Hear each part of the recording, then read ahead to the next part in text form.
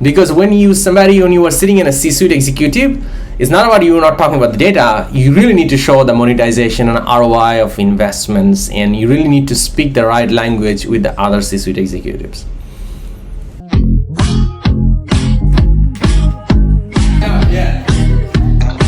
Sure. Thank you. So let's give a big hand to these student leaders to bring the training to you. Why don't you give them a big hand to them? So from my side, I will say this one: the way that things is changing in industry, it's very fast. So like I will absolutely agree with Mel that it's not going to be 10 years, probably 4 or 5 years, or even start to 3 years. Like almost all major company will have a CDO.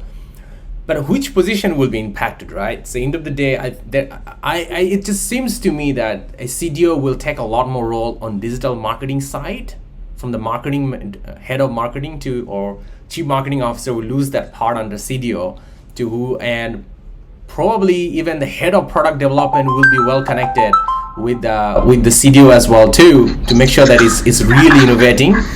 And Hello? And the third thing is about, it's apologies, another call come in from nowhere.